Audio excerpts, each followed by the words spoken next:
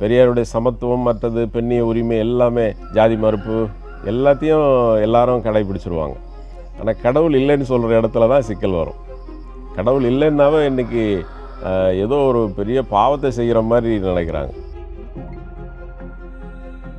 இப்போ அதையும் ஏற்றுக்கிட்ட ஒரு கிராமம் தான் இது. கடவுள் மறுப்பையும் ஏற்றுக்கிட்ட கிராமம். விழுப்புரம் மாவட்டத்தில் லட்சக்கணக்கான பக்தர்கள் வந்து செல்லும் மேல்மலையனூர் அம்மன் கோவிலுக்கு அருகில்தான் கடவுள் மறுப்பு உட்பட பெரியார் கொள்கைகளை மிக தீவிரமாக பேசும் செக்கடிக்குப்பம் கிராமம் உள்ளது. இந்த கிராமத்தில் உள்ள பலரின் வீடுகளில் பூஜை அறை இல்லை. விசேஷங்களில் எந்தவித சடங்குகளுக்கும் இடமில்லை. கடந்த 50 ஆண்டுகளாக இங்கு பெரும்பாலான திருமணங்கள் பெரியார் வழியில் சுயமரியாதை திருமணங்களாக நடத்தப்பட்டு வருகின்றன. இப்படி செக்கடிக்குப்பத்தை ஒரு சீர்திருத்த கிராமமாக வளர்த்தெடுத்ததில் சித்த மருத்துவரான அர்ஜுனனின் பங்கு முக்கியமானது. பெரியாருடைய கருத்துக்களால் ஈர்க்கப்பட்டவர் அப்பா தான் முதல்ல இந்த ஊரில் சுயமரியாதை திருமணம் பண்ணுறார்.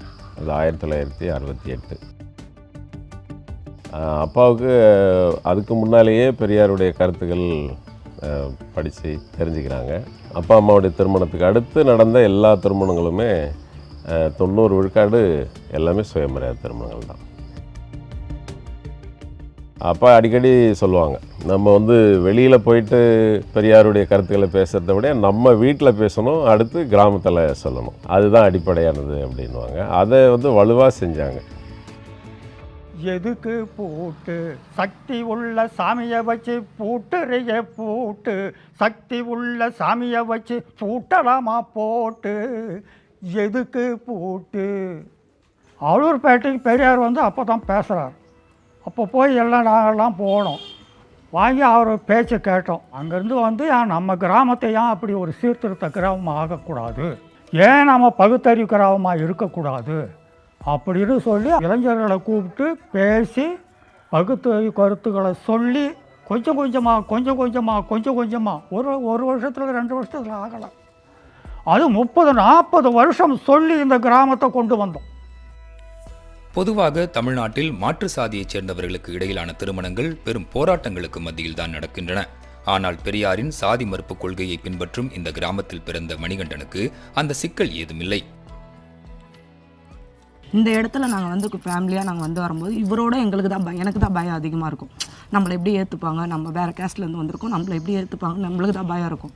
ஆனால் இந்த பயம் எனக்கு இங்கே இல்லை. அவர் வேறு ஆள், இந்தமாரி வேறு இடத்துலேருந்து வந்த பொண்ணு அப்படிலாம் என்னை யாரும் பார்க்கல. நான் இங்கே சக மன்சால் மாரி தான் பழகினேன். இவங்களோட நான் எந்த பயம் இல்லாத இருந்தேன்னா இவங்க அந்த பெரியார் கொள்கையில் இருக்கிறாங்க, நம்மளையும் மதிப்பாங்க, நம்ம அந்த கொள்கையிலேருந்து வந்திருக்கோம், அந்தமாரி நம்மளையும் நம்ம சக மன்சால் மாரி மதிப்பாங்க அப்படின்ற பெரியார் கொள்கையை இருக்க வச்சு தான் இவங்க இந்த அளவுக்கு இருந்தாங்க. எங்கள் ஆளுங்களை எல்லாம் அந்த கொள்கையில் இருக்கோ ஓரளவுக்கு நம்மளை அந்தளவுக்கு தெரியல. இதே மற்ற ஊராக இருந்தால் கண்டிப்பாக எதனா ஒரு பிரச்சனை பெருசாக நடந்துருக்கும். எங்கள் ஏரியாவிலே நடந்துருக்குது. சாமி கும்பிட்டு அவங்க ஜாதகம் எல்லாமே பார்த்து போயிட்டு கோயிலில் தான் கல்யாணம் பண்ணாங்க. ஆனால் பார்த்தீங்கன்னா ஒரு வருஷம் கூட அவங்க கூட வாழலை, அவங்க விட்டுட்டு போயிட்டாங்க. நாங்கள் ஜாதியும் பார்க்கல, ஜாதகமும் பார்க்கல, யார் பேச்சையும் கேட்கல. நாங்களே போயிட்டு ஒரு மேரேஜ் பண்ணினோம். பண்ணி இப்போ 3 குழந்தை இருக்குது. நாங்கள் நல்லா தான் இருக்கிறோம்.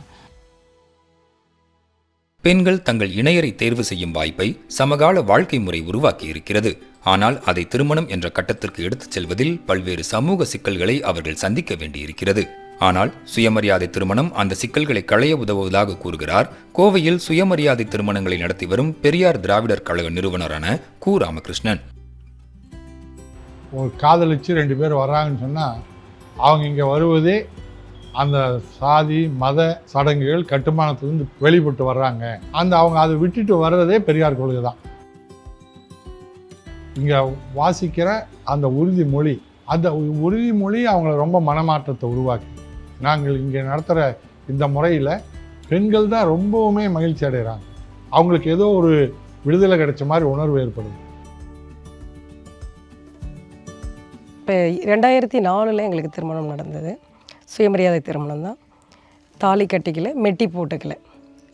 ஏன் போட்டுக்கல அப்படின்னா, பெண்கள் ஒரு சமுதாயத்தில் ரொம்ப அடிமைப்பட்டு தான் கிடக்காங்க.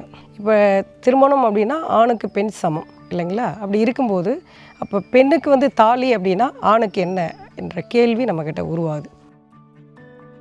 இப்போ அந்த ஐயர் வச்ச திருமணங்களில் நிறைய சடங்குகள் நீங்கள் பார்த்தீங்க அப்படின்னா ஒரு 1 ஹவருக்கு மேலே போகும் அந்த சடங்குகள். இதெல்லாம் எங்களுக்கு அந்த மாதிரி இல்லை.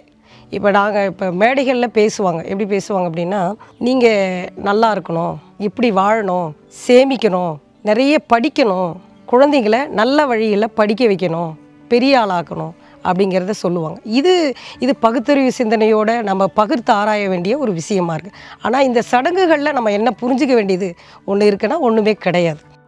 சுயமரியாதை திருமணத்திற்கு சட்ட அங்கீகாரம், கலப்பு திருமணம் செய்பவர்களுக்கு உதவித்தொகை, அரசு பணிகளில் முன்னுரிமை என பெரியாரிய கொள்கைகளை உயிர்ப்புடன் வைத்திருக்க பல முயற்சிகளை தமிழ்நாடு எடுத்துள்ளது. ஆனால் சமீப காலமாக தமிழ்நாட்டில் வலதுசாரி சிந்தனை தீவிரமாக முன்வைக்கப்பட்டு வரும் சூழலில் சாதி மறுப்பு, சுயமரியாதை திருமணங்கள் மட்டுமல்லாமல் பெரியாரிய வாசிப்பையும் தீவிரப்படுத்துவதே சமூக நீதியை வலுப்படுத்தும் என்கின்றனர் பெரியாரிய சிந்தனையாளர்கள். கோயில் இல்லா கிராமம் அப்படின்னாங்க. அப்போ கோயில் இல்லாத எப்படி கிராமம் இருக்கலான்ற இடத்துக்கு அவங்க வர்றாங்க அவ்வளோ வேகமாக. அது பிறகு என்ன பண்ணாங்க, இங்கே இருக்கிறவங்கள எல்லாம் ஒன்று சேர்த்துக்கிட்டு நாங்கள் கோயில் கட்ட போகிறோம் அப்படின்னு தான் முதல்ல கிளம்புனாங்க.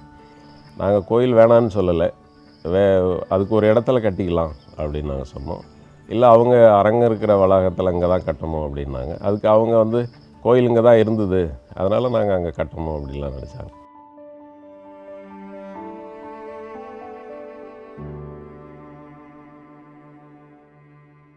இப்போ ஒன்றும் இல்லை, திராவிட முன்னேற்ற கழகம் ஆட்சியில் இருக்குது.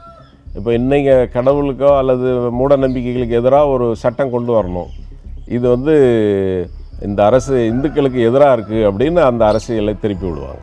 இப்போ இந்த சூழலில் வேறு எந்த கட்சிகளுமே இது மாதிரியான பெரியாருடைய கருத்துக்களை தீவிரமாக பேசுகிறதுக்கு தயங்குகிற ஒரு காலம்தான் இது. அப்படி ஒரு தயக்கம் இருக்குது. இது செக்கடிக்குப்பத்தில் மட்டும் இல்லைங்க, இது நாடு முழுக்க இருக்கிற ஒன்று தான்.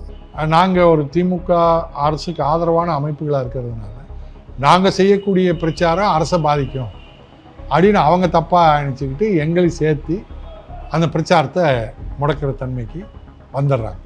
அரசு முதலமைச்சரும் துணை முதலமைச்சரும் அதில் இதாக இருந்தாலும் கூட கட்சி மற்ற கீழ் வரைக்கும் இருக்கக்கூடிய அமைப்பு அதுக்கு தயாராக இல்லை.